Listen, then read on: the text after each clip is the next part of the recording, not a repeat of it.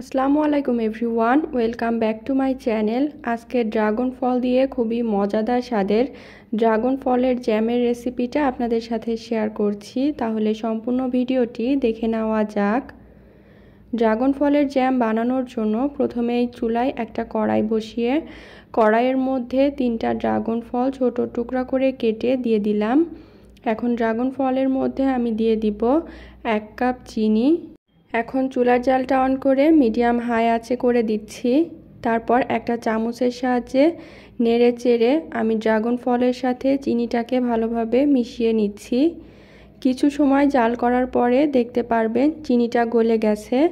চিনিটা গলে যখন পানি হয়ে যাবে তখন এই চিনির পানিতেই ড্রাগন ফলটা পুরোপুরি সিদ্ধ হয়ে একদম গলে যাবে।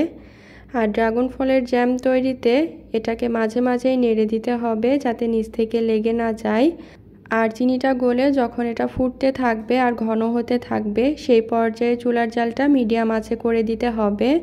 আর এই মিডিয়াম আঁচেই ড্রাগন ফলের জ্যামটা তৈরি করতে হবে। ড্রাগন ফলের জ্যামটা তৈরি করতে 15 থেকে 20 মিনিটের মতো সময় লাগতে পারে।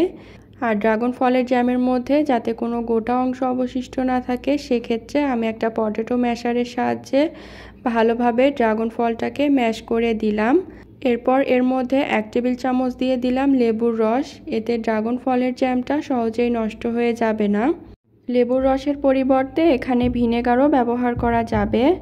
এখন একটা বাটির মধ্যে আমি সামান্য একটু ড্রাগন ফলের জ্যাম নিয়ে হালকা একটু ঠান্ডা করে নিলাম। তারপর একটা আঙুলের সাহায্যে মাঝ বরাবর দাগ কেটে নিচ্ছি। যদি দাগটা একদম স্মুথ আসে তার মানে ড্রাগন ফলের জ্যামটা পুরোপুরি তৈরি হয়ে গেছে। এর থেকে বেশি সময় ড্রাগন ফলের জ্যামটা জাল করা যাবে না, তাহলে চিনিটা দানাদার হতে শুরু করবে। এখন এই ড্রাগন ফলের জ্যামটা আমি একটা বাটিতে পরিবেশন করে নিলাম। আর এই ড্রাগন ফলের জ্যামটা স্টোর করার জন্য যে কোনো এয়ারটাইট কাচের বয়মে ফ্রিজের নরমালে অথবা বাইরে দীর্ঘ সময়ের জন্য এই ড্রাগন ফলের জ্যামটা আপনারা বানিয়ে রেখে দিতে পারবেন।